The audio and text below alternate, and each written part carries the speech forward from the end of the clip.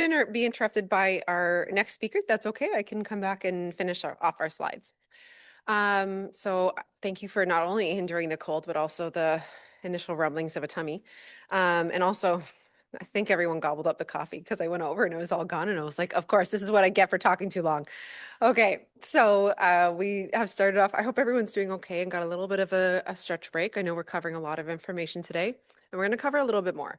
But this is where we're going to focus a little bit more on different research practices, ethics, and applications, both by looking at examples for different types of research, as well as understanding a little bit more when we talk about relational reciprocity with Indigenous communities. What does that look like with research, and why is it so important? So I called this is what we're not going to do because it's always important to be like, listen, we can't always fix the past because we don't have a time machine yet. But what we can do is try and do better by learning from the past. So, as Dr. Smiley introduced decolonizing methodologies by that phenomenal Maori scholar, Linda Tuai Smith, in that book, she says, research is probably one of the dirtiest words in the Indigenous world's vocabulary. And I wanted that to start us off at a very strong standpoint of the consideration of Western-based research approaches in consideration of Indigenous realities. That it would be considered a dirty word is very far from what our ambitions and our goals would be. Of course, we want it to expand our knowledge and our understanding and help us inform science and policy. But if it's a dirty word, then of course, from jump, no one's going to want to participate. As we've mentioned, Indigenous experiences in research have been wholly negative. It's beginning to turn around. Again, the Decolonizing Methodologies book that both Dr. Smiley and myself just mentioned are helping to kind of research back. But to research back, we have to have different tools. I can't remember the name of the fantastic Black scholar who said that you can't dismantle the master's house with the master's tools. And I think that's a really important consideration of employing and continuing the cycle of what we have as, or what's considered as Western only research tools. Just by reshuffling them a certain way, we're not going to get the same results per se, or we're not going to get the results we're looking for. It has to have different approaches. Even if it might look similar, again, it's about what kind of questions we ask, how we ask them, and the framework that we create with them. So research and clinical experiences, including unfortunately clinical trials, have been typically done to Indigenous peoples as opposed to with them, with some previous examples I showed you. And again, remembering the nutritional guidelines and experimentations, as well as what Janet mentioned, which is the vaccine experimentation. Later evolutions of Indigenous research may have been less harmful, but instead they moved to extractive. So Western researchers would go in, take information, biological data, and then they would just leave. And I'll show you some examples of that. But that meant that the results were never relayed to the community. And even worse is that not only were they not relayed, they weren't appreciated in context. So there's a lot of understandings that were missing with regard to what the data means to that community, how they understand the data based on their lived experiences and meanings and values. That then meant that data is kind of fundamentally incorrect. Technically, it might be preserved, but if it's not appreciated within the context, then we're just interpreting things wildly without the right standpoints and bases that a population uses to define both health and wellness and well-being. And again, I'll explore with some more examples. So again, I wanted to include some references when it comes to Indigenous research, because there's a lot of Indigenous knowledge systems in research and bad practices that have come from research. I think people, if you've taken an intro psych class or any self-development course, you've probably seen something similar. It's called Maslow's hierarchy of needs. We see physiological needs, safety needs, love and belonging, esteem, and self-actualization. He didn't come up with that. He took it from the Blackfoot population that he was studying with. This is actually kind of unfortunately more come up. But when he visited the Blackfoot Nation in the 30s, he assumed that there was a big difference between European knowledge, which he saw as rigorously scientific, and Aboriginal or Indigenous knowledge, which he saw as folklore. Self-actualization was on the bottom, according to our practices. And that was the starting point. So this is actually just one snippet. So not only did he steal it, he got it wrong, which is even worse. Because if you're going to steal something, I mean, like, anyway. So the self was only the beginning for the Blackfoot. So understanding our needs as one piece of the puzzle was one aspect. who placed community actualization and cultural continuity above the individual. So that frame of reference I brought up before about a community holistic perspective of what the community needs is more above the individual. And I think sometimes that can mean like, does that mean my needs aren't important? No, they absolutely are. But we are, as we know, stronger together as a community, as a people, as a pod, as a lab, than each of us individually. So Maslow's Western lens flipped it around to prioritize the individual. So we're already seeing that when people take information from Indigenous communities, they tend to get it a little bit wrong because they're seeing through one lens. More specifically for clinical trials, the Havasupai Native American tribe celebrated Blood Victory Day this week. I have to go back and find out exactly which week that was. That's the anniversary of their legal victory over researchers who misused members' blood samples without proper consent. So a participant and tribal member described, this was from the States, part of it is that it was a part of my body that was taken from me, a part of my blood and a part of our bodies as Native Americans. They're very sacred and special to us and we should respect it. Once they obtained that blood sample, my understanding was that they didn't use it for the purpose of diabetes. They used it for other studies. So the study was to trace and understand diabetes, which, as Janet mentioned, is an important part, unfortunately, in many Indigenous people's realities. Even that high rate of diabetes of different types in populations is actually connected to our lack of ability to foster traditional foods. So what's called the Three Sisters, but also traditional things from around our communities that help to balance our diets because of food scarcity and the lack of food sovereignty of being able to fish and navigate our housing situations in smaller communities. That means there's typically an over-reliance on processed food that can contribute to diabetes and development of unhealthy diabetic panels, which is unfortunate. So while this community agreed to participate in the diabetic study, it not only was their information not relayed to them, then they tested other things on those blood samples. And they continue, that angered me, because I was not properly informed, nor did I sign any consent form or fully explain to what my blood was being used for. And it was benefiting different people in the university levels as professors have been obtaining their doctor's degrees and undergraduate students that were graduating with master's degrees. Well, our people down here, first of all, were not informed of all of those studies and were also lied to from the beginning, and I don't like being lied to. It wasn't just myself that did this. It was a lot of people involved that helped with this legal case. So this is one example, but unfortunately, this is not an uncommon experience. There's been, unfortunately, many different extractive blood clinical sample trials that have happened where, again, no information is relayed back to the community and participants they came from. And again, that might be common for different types of studies. People give blood samples and they don't always follow the same pathways, but it becomes very important based on these types of I'm going to say ethical atrocities because of how we consider our health and well-being, but also what we give right to have consent over what our information is being provided for. And we'll talk about what that can look like for this study as well. So because of this history, complex, multi-layered, and contemporary situation, many people who grew up in Indigenous families are then critical of researchers who don't appreciate the real stakes or real benefits of research for Indigenous communities. Now, you might have heard me say at the beginning, I'm an Indigenous researcher. So then you're like, well, what does that look like? And I'll tell you. This was less of a biological standpoint, but actually more looking at qualitative research. And this has become another book or I think a book, but also a study you can read called Being Researched to Death. So a Talking Circle participant in this Goodman and all study described, we've been researched to death here on the downtown east side. Researchers come in and ask us who we are and about informal consent about HIV tests and all sorts of things. So smoking, crack, and injections.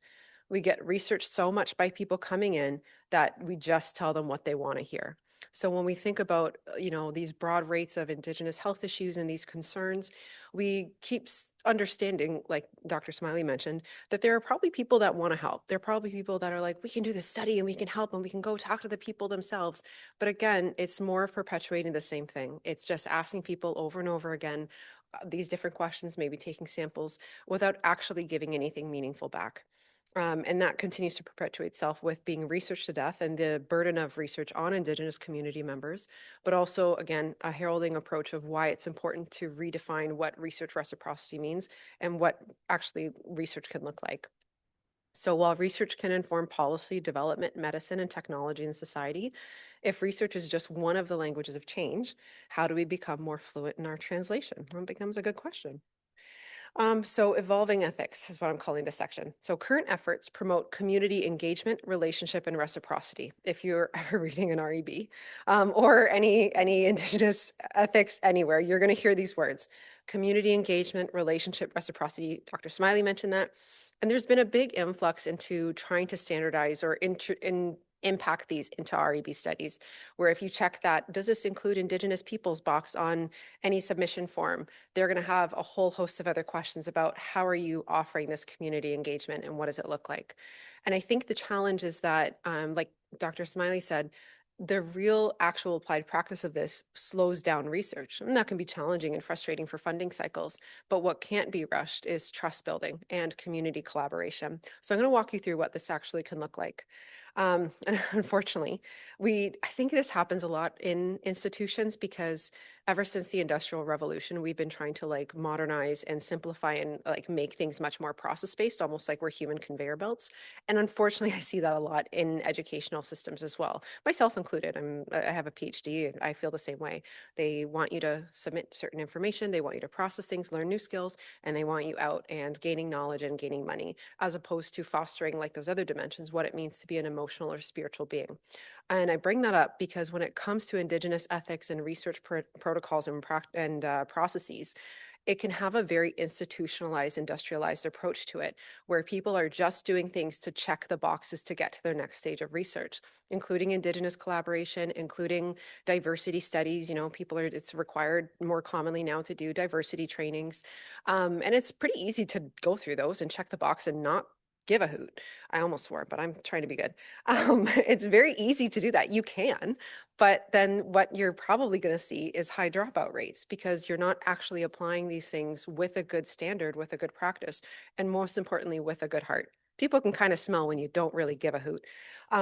So the challenge is how much is this call to action for appropriate Indigenous ethics actually result in meaningful change, or how much of it is just people checking that box? So again, these terms mean different things to Indigenous communities versus academics. When it comes to community engagement, I offer some little ideas here. So it's not just contacting a community research office and saying like, hey, are you guys interested in research? It's actually attending Indigenous ceremonies or gatherings and conferences to better understand Indigenous realities. I was at a knowledge sharing session in the summer with other researchers that are working to partner with the Two-Spirited Peoples of the First Nations of Toronto. And we gathered in a lodge, we had lunch, and we had a sharing circle and a talking circle. And we just shared our realities and perspectives on sexual health futurisms, which is what it's about. So how do we understand things like HIV and sexual health in Two-Spirit communities? But we also, oh, I got so excited. I thought that was someone with lunch. I mean, I'm very happy you're here. Anyway, and by the way, when lunch comes in, we just eat. Please just start eating and have a little bit of a break, and then I'll just keep talking. But it's important that that community engagement is there. Not that it's brought into a boardroom. It's that we're able to actually meet communities in the community. Again, as Dr. Smiley mentioned, and actually one of my first bridges into Unity Health when I was working as a postdoc was we did some research and community feedback where we had one pagers of some of the community vaccine uptake and hesitancy for Indigenous populations. We had like just one page summaries of what that research was. And we went outside to Indigenous community organizations. We got the okay from the health organization. I believe it was Anishinaabe Health. And we had brought pizza and drinks and honorarium cards. And when people were coming out or passing by, we would just introduce ourselves. We were sharing the flyers. We're like, what was your take on this research? What did you think? What would you like us to do next? And that's a big part of reciprocity. Number one, meeting the community where they are and asking to be invited into those spaces and bringing something to the table and asking, what do you want me to do with this? So that becomes an important part when we talk about community engagement. It's not bringing them to us into these fancy boardrooms. They're kind of stuffy and if you've stepped outside, very cold places, and very typically, unfortunately, have oil paintings of old white men, which doesn't seem very inclusive of a variety of what we want in knowledge sharing spaces. But it's also about going to where the community is so we get a better sense of joining them there. When it comes to the relationship, I know it seems like a big word. It seems serious when it comes to research, but it's actually invaluable because even if it seems like an investment, well, it's an investment where you care for each other and then you have a long-term partnership with people. And then you can keep having supportive places to continue to discuss options for future research endeavors. And there's collaboration there. So that relationship means knowing who is doing the work and why, knowing who the researcher is, what's their credentials, what's their background, why do they even want to do this work? And I think people probably ask that about me. They're like, why are you doing homelessness research? Have you ever been homeless? And I was like, no, I just care about people and this is my training and this is my background and what I want to do. And my belief when it comes to research, and this isn't everyone's, and that's okay, is I'm like, I want you to know who I am if you're going to trust me with money or your information. I want you to know who I am and how I'm going to take care of this work, even if it's, a simple qualitative interview. I'm going to care about it and I'm going to protect it so that hopefully we're able to bring something back. And I'll share a little bit about how I can foster, even in like a qualitative interview, try and focus as much care and comfort for that person and make it meaningful as an act of reciprocity. And another question is, what are they seeking to change with this work? Why would the participant or the community care? What's the benefit? I think the challenge, and again, is that reciprocity doesn't mean co-authorship. I think we can, like as academics, we can typically be like, that's such a great like thing. Like, yeah, you can be a co-author on this paper because it means the same thing for both of us. But for communities, they're like, what, what? I don't even have a university access to this. Why do I give a hoot? So we have to change what reciprocity actually means. Instead, what we often do with some of the other Indigenous labs and partners that I work with, we talk about like academic dissemination as one part of it. So other experts and scientists, or scientific experts, I should say, have access to this information in a safe way. And we can invite them to be co-authors. Some of the articles and chapters I've been published on actually have like the executive director of Native Men's Residence, which is an Indigenous men's shelter here, as the other co-author, which is wonderful. That's what he wanted. But that doesn't actually help people that need a place to sleep right now in this cold weather tonight, right? So then it becomes discussing what skills, what examples, what can we bring to each other? If we're going to be collaborating in this research, what sort of things can we do as clinical professionals or as different scientific professionals to help the community? What can we offer? So that can be, so I have here an example as clinical examples. So I mentioned I work in psychology and I'm a psychologist.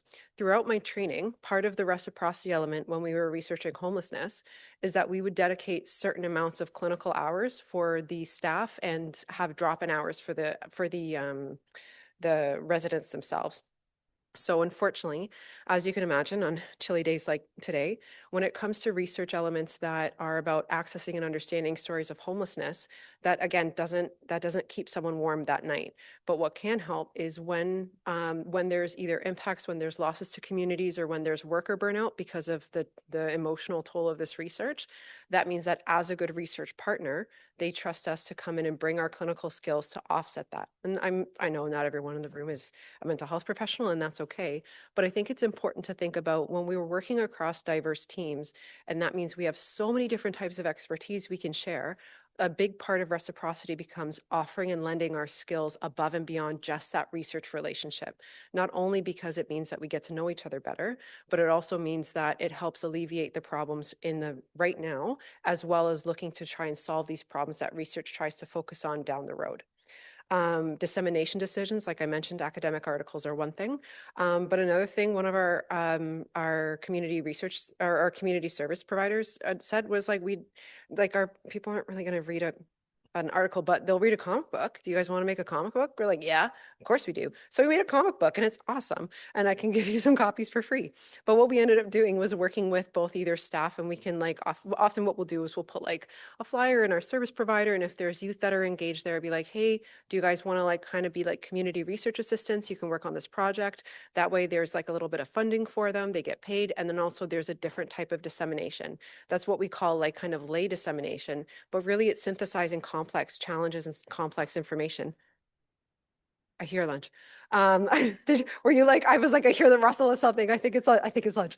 Then we're able to, again, offer that information back. So when people ask questions, when they're approached by research, they can see a tangible result. And then again, is it not lunch? Oh, phew. The look on your face fell and I was like, no. Okay, phew. Okay.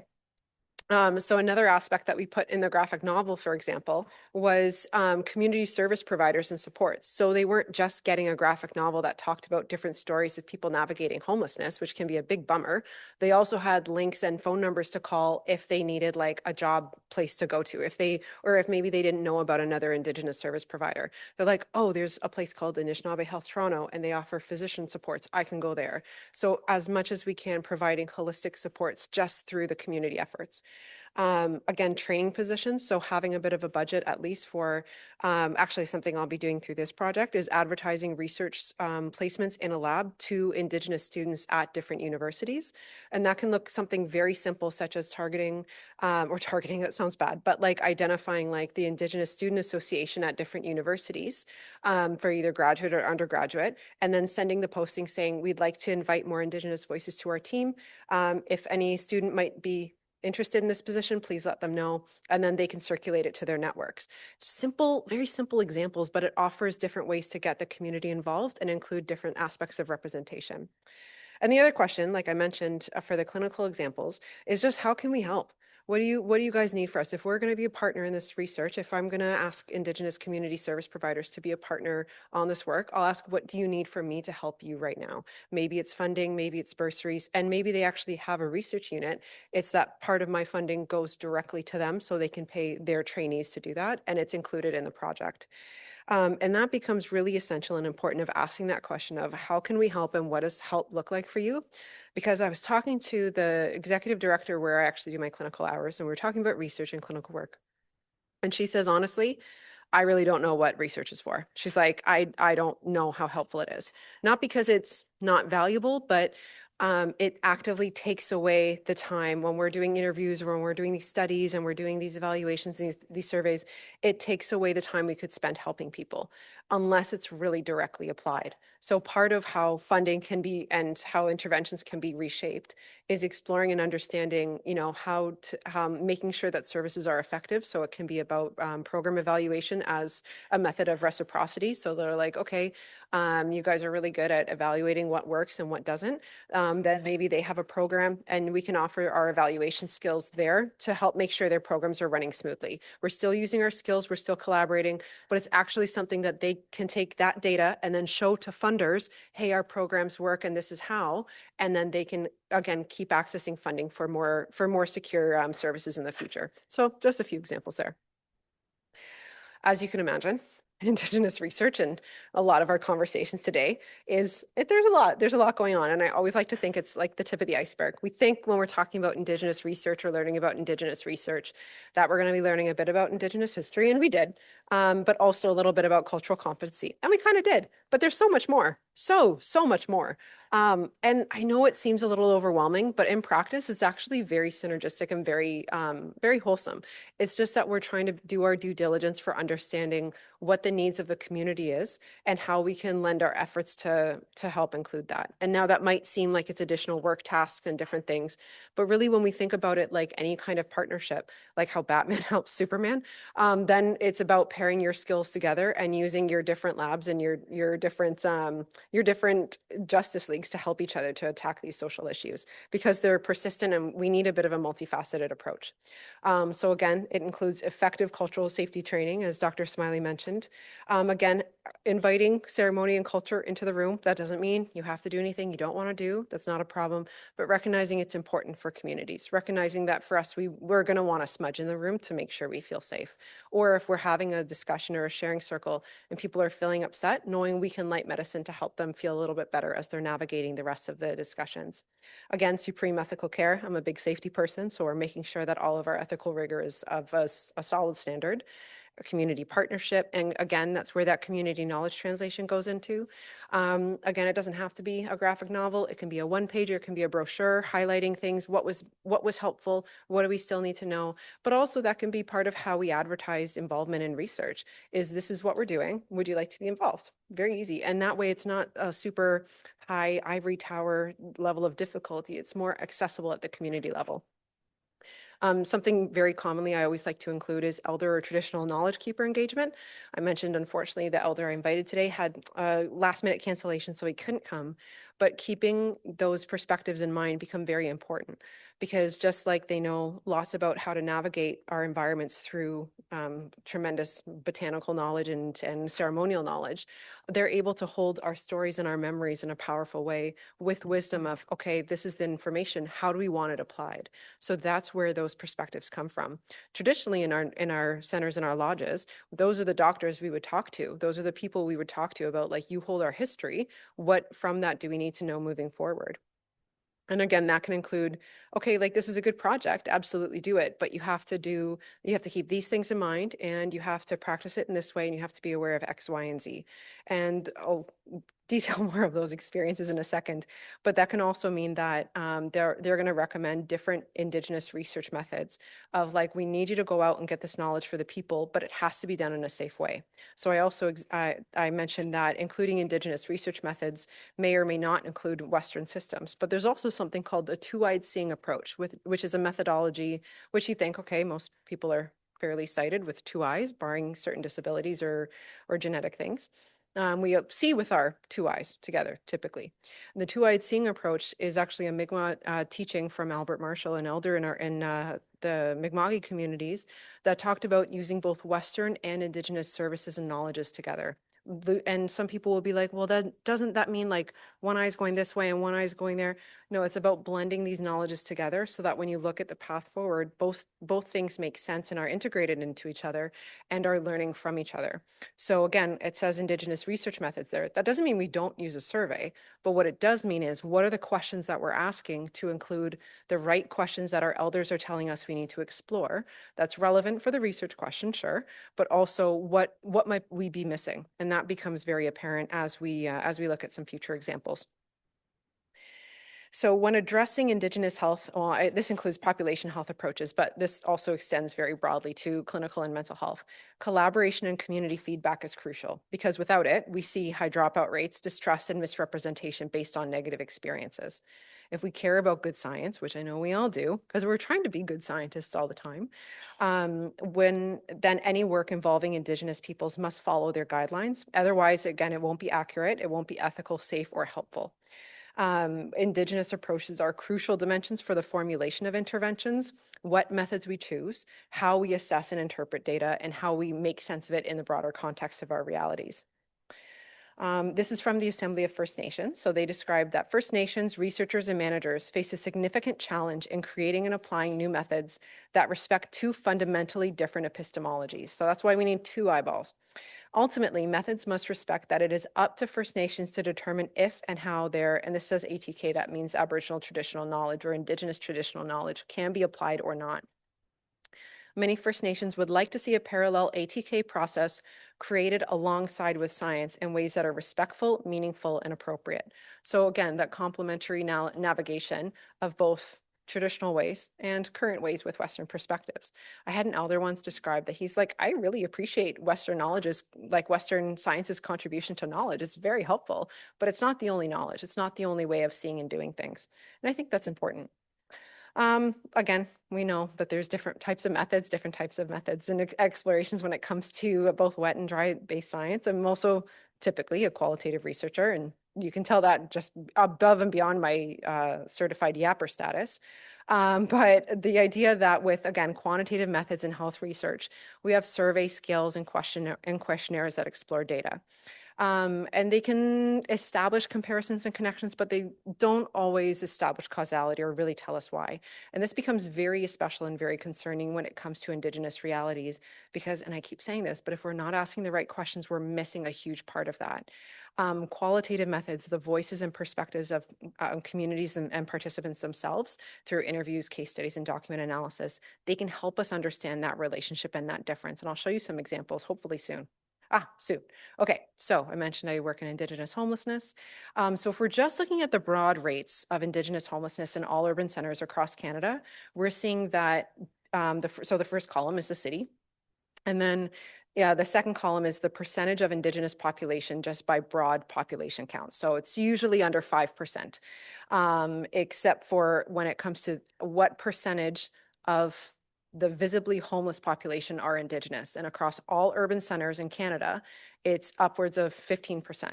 And that 15% might seem a little bit small, but considering the population of Toronto is so huge, that 15% is actually higher than like, I think it, don't quote me on this, it might be like Winnipeg and Edmonton combined, which is horrifying. Like the sheer volume of our peoples that are visibly homeless on the street is overwhelming compared to every other demographic. Now, again, these are important trends. We need to know these things. I call it like an eagle eye view because like if you imagine like an eagle like cruising over the sky, you're able to see the peaks and valleys and where not to go. But it doesn't always tell us what exactly is contributing to these high rates. What exactly, like we can think colonization, but like what does it actually look like for that person?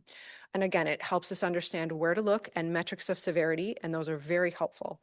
Um, and it can also help us to understand how, when we're looking towards decolonizing methodologies, if we're going to be working with, like, again, homeless populations or different levels of severity, what do we need to do to work with this population safely? So again, yeah, I have some examples. So like I mentioned, this is some of the percentage of visibly homeless populations in Toronto. So there's allegedly, I say allegedly, and you'll see why, 15% of the visibly homeless, keyword visibly, in Toronto are Indigenous, but there's much more than that. So this little snapshot is a little map I made. I really bury a lot of leads because I should have prefaced this whole thing by saying I really like charts. So get ready, you're going to see a lot of charts. So this is the comparison of two different Indigenous participants in my dissertation that looked at their navigation through housing, homelessness, and insecurity in seeking safety and security in the city. So on the side that has like yellow and then orange and then purple and green, that's one participant's experience and her journey through housing. And on my left-hand side should be maybe your left-hand side, where it's green, blue, more blue, and then red. That's another participant's experience. The key element here when I was mapping these two things out is that both of them went to the city and they were both navigating culture shock and urban adjustment from smaller communities. And they both had some levels of insecure housing when they started. But on my right-hand side, so the yellow side, she actually walked into an Indigenous community service provider. She actually found one. And then she's like, oh, shoot, you guys have housing services? That's great. I need a place to live. I need help navigating the system. They connected her with a housing worker. They connected her with referrals for different resources. They're like, oh, if you're here for school, you can go to this section and we have this bursary and tra la la. And she said that the situation was actually really positive. They were really helpful. They connected her with a doctor. They helped her get on her feet very strongly and securely. They also provided her with Indigenous medicines, which helped her, she said, find like more just kind of calm in navigating the stresses of everyday life. And all this led to not only like foundational security for housing, but emotional security. So that way, when a stress did pop up, she knew she had someone to call because she's like, my family don't know anything about living in Toronto. I'm on my own here. Now, on the other hand, we have someone who is navigating insecure housing. They're also navigating high housing costs and debt accumulation, which I think is very common for many people. The challenges with a lot of Indigenous participants and experiences is there isn't any social safety net, but also there isn't a familial social safety net. So many of us, not all of us, I understand. If there is some debt accumulation or they're in a tough time, there might be a family member or even a distant family member or someone they can call to for a little bit of support, or maybe someone who helps with their housing. But this participant said, I can't call anybody. I'm in a shelter. My family's also in a shelter. And that's an unfortunate level that aspects to a lot of Indigenous homelessness is it's not just one population that experiences homelessness.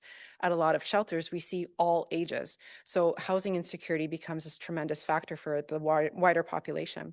So she also didn't have access to housing subsidies that she's like, I've never had to Google that. I don't know what that was like. She didn't have a lot of social assistance because again, she either didn't know about it or she was working so hard just trying to take ends meet. It was hard to apply to things. And that warranted financial insecurity. Understandably, it's a lot of things going on. She was also a new mom. So that rupturing event is very common for a lot of people that experience homelessness. It doesn't take much. It just means like one unforeseen bill, one high grocery rate. In this case, it was like a rupture of a relationship. So the insecure housing, she was just living with her partner's family. And then when they broke up, she had literally nowhere to go. And then she was pregnant and in a shelter, and she wasn't able to see her other kids.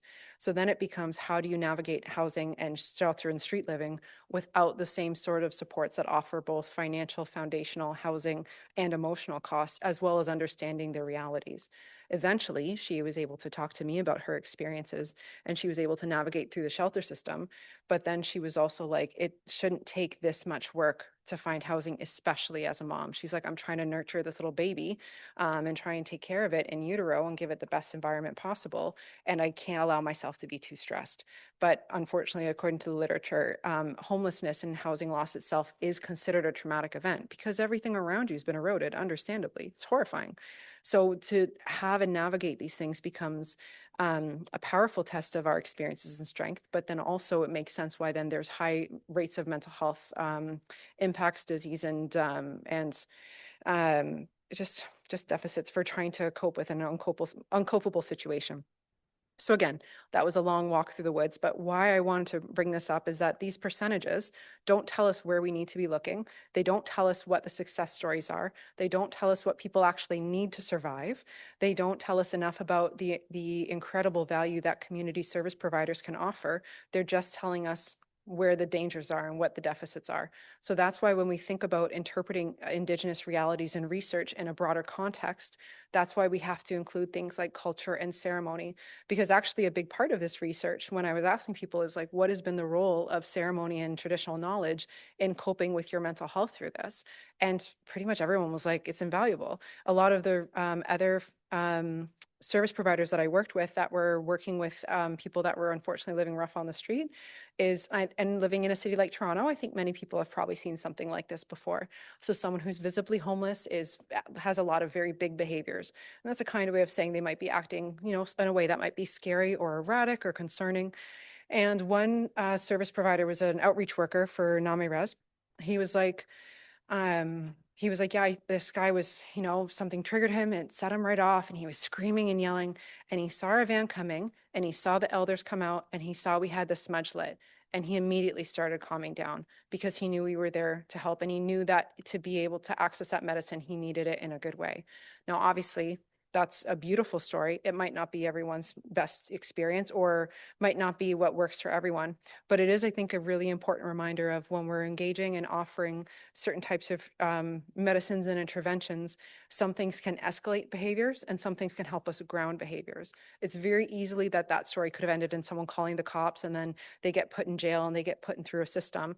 But instead, bringing other types of outreach services, which thankfully there's more of now in Toronto, like an Indigenous crisis worker or an elder or people with medicines, offers a little bit of safety that can help reroute and reconnect people into services. The other challenge is that this isn't just one tiny section of research or even in community services. It also impacts policy. So I included this when I was teaching a class on population health and policy because I think it becomes very challenging when we think about how easy it is for information to get mixed and missed. So again, we see research and research can inform policy and policy can inform research. Dr. Smiley actually mentioned that this colleague of hers from the States who's helping us do a lot of these interventions where we're able to then, change and assess the efficacy of that change through these modules. He's an EDI researcher and he's from the States and now all of his funding is now gone. So we understand that policy and political parties can impact the research funding that we receive. The challenge is that there's actually and then again, this changes a lot based on what province and territory you're in. There's also certain qualifications and guidelines with regard to how funding is spent, how much is dedicated to research and policy, and what that looks like in terms of social programs. But the challenge is all of these all weigh down and trickle down into the community level. Community service providers are often impacted by policy based on what they can provide their patients and clients. So for example, especially during COVID, one of my participants was talking about how, a lot of homeless people go to the service provider and based on their policy, they can't give them a sleeping bag. So that means they're going to go out on a night like tonight without a sleeping bag. And maybe the shelter is full or maybe some things are going on and they're at capacity and that's real, but you can't offer additional supports because of what the policy says. And how heartbreaking is that? But that becomes the question of what can we do around the funding for the long term, and then what can we do around meeting that need right now today. So again, when we ask about what community research and reciprocity we can provide, maybe it's funding for sleeping bags. And I know that sounds so simple and like, how do we write that into the budget? We can get creative with it, but a big challenge when it comes to aspects like this is understanding what the community's needs are, but also appreciating a lot of this, how the systems are set up. There isn't a lot of pathways for communities to provide like resources, or not resources, but responses back to how policies and research actually benefits them. So you see the problem. You see why when it comes to Indigenous health and Indigenous voices and perspectives, that's why it's so important that we like uplift and amplify Indigenous voices and work so closely with communities, because they're feeling the compounding effects of not only colonization and trauma and all these intergenerational aspects, but the cumulative weight of unfair or uninformed policy, policy typically that they're not usually a part of in creating, the weight of social programs that might not be meeting their needs unless they're asking, hey, what are your actual needs right now when we construct a group or when we're doing this intervention? And then research maybe is listening to their needs, but not commonly. Or if they are being asked, they're like, well, the last time they gave me a gift card and told me to go home and that was it. And I don't know what happened with my story. There's a lot of complex webs when it comes to these dimensions, but they're important to consider. So Dr. Smiley left the room before because she has to go, and that's totally fair. She left before I got a chance to toot her horn for her research. So she mentioned that her methods of population health have actually been able to uncover that we're vastly underestimated in population and statistics counts for Indigenous peoples in Canada. And I actually think I may have mentioned this at the previous EDI event. And you might notice on one of my earlier slides, I didn't include any statistics for like how many First Nations people there are and how many Inuit and Métis people there are. I was like, because I don't trust those numbers, because I read Our Health Counts and I was like, wow, are we ever wrong about this? The challenge is when we think about population-based statistics and data, as harrowing as those previous like statistics were about like 15% of the visibly homeless in Toronto, when we're actually working community, we realize these are gross underestimations of our actual numbers and people, because people don't trust or don't have access to filling in that report. Unfortunately, if you not that long ago identified as an Indigenous person, like legally on the government, it meant they were coming to your house to take your kid. Of course, you're not going to complete the census. Or if you are, you might be like, what are you going to use this information for? So understandably, there's a lot less reporting of this information unless it's through a trusted resource, which is again makes sense. But this is research. So how do we become better researchers to better understand these things? So cue Dr. Smiley. She came in and did the first comprehensive and inclusive population-based urban Indigenous adult and child database in Canada. But she did a different technique. She did what's called a respondent-driven sampling technique using connection and community investments to assess health data.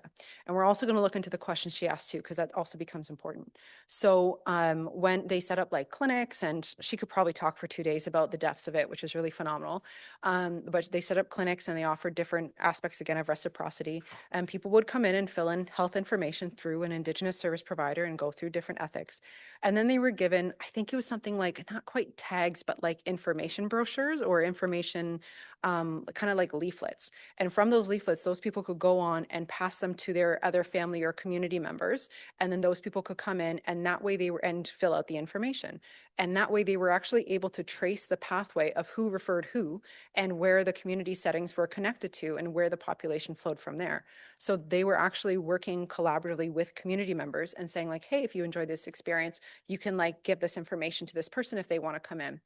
And based on that information, they found an overwhelming amount of data and statistics that unfortunately deeply challenged StatsCan data.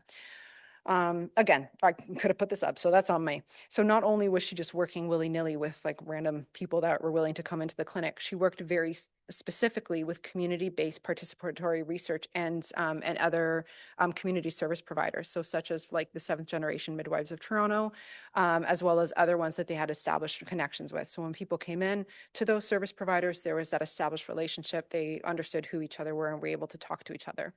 Again, it was a respectful health assessment survey, so they weren't just asking about physical health questions. They were also asking like, what's your connection to community? Do you attend ceremonies?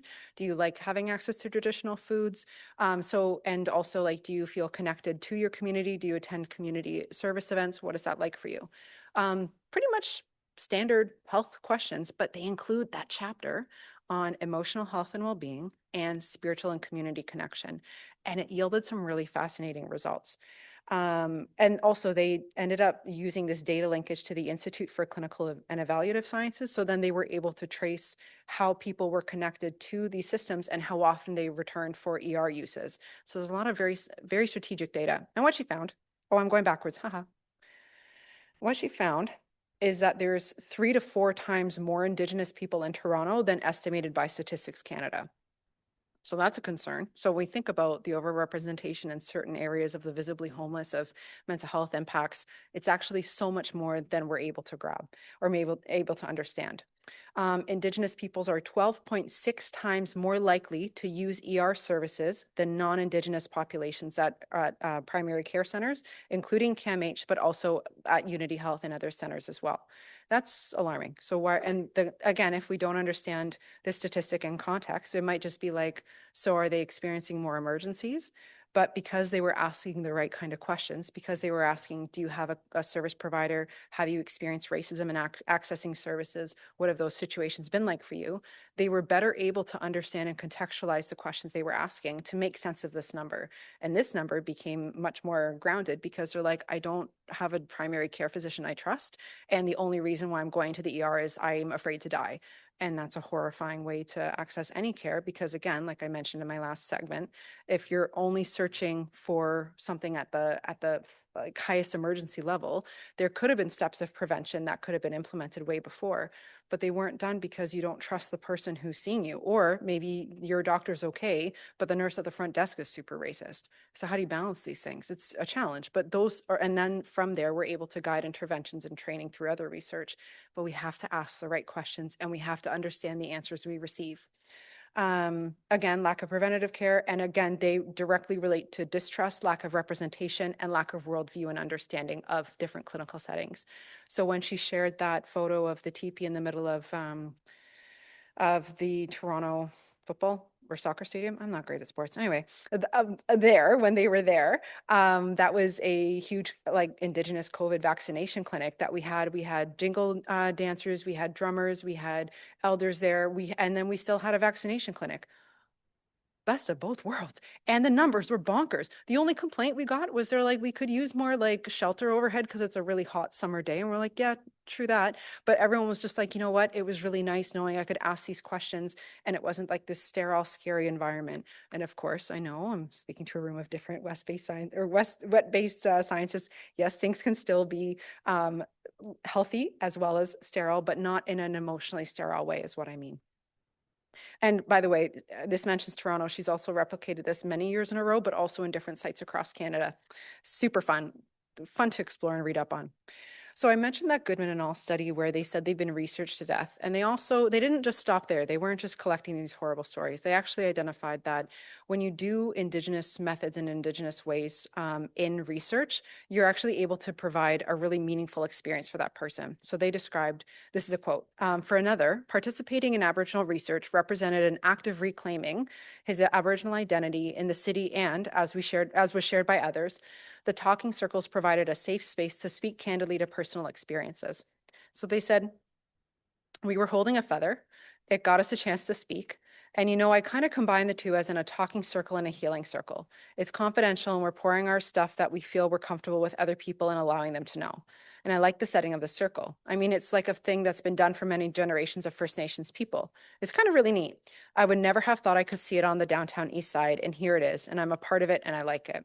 So if we're other qualitative researchers in the room, you might be like, oh, that healing circle sounds so cool. I could never do it. That's a focus group. We do focus groups all the time. It's not hard, but you can have different people, different medicines, different practices in it, and you can set up a segment of cultural safety that allows us to ask these questions in a good way and also prioritize and highlight the importance of, again, appreciative anonymity and most importantly, the ability to remove data if you feel uncomfortable. Unfortunately, that's something I hear from community service people sometimes is they're like, you know what? I shared a lot. I'm really nervous about how this information is used, or if I'm like doing this interview, am I going to like have conflicted services later? So it's always highlighting things like anonymity and confidentiality and like de-identifying information as much as possible.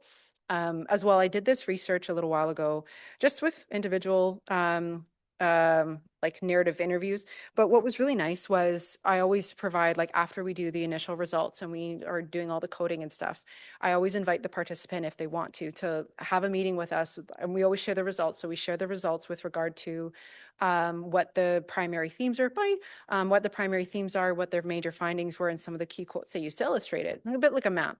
And then I sent it to them and I was like, let me know, what do you want me to change? Do you want me to edit things? Do you want me to rephrase what, tra la la, all the different things I can offer them. And a lot of the times they're like, that's great, thumbs up, toodaloo. Other times though, they're like, yeah, I would like to have a meeting. And I'm like, oh my God, what did I get wrong? And it turns out one of them actually was just like, I've actually never been captured this way in research before. And I feel really like you really captured it in a good way. And that means that, again, we had our thinking caps on, we're interpreting and understanding all these different ways so that I'm listening for, when I'm coding all this qualitative interview, I'm listening for how community and culture is important in their lives and how that helps guide decisions. I know these are very subtle examples, but they make a world of difference when it comes to interpreting data and just knowing what to listen for when it comes to those things. So that was a much less scary interview. So another thing that people have probably seen, I'm just doing a quick time check because now I can't stop staring at the sandwiches, is we can do a little bit of a break. We're going to get into OCAP and some other things.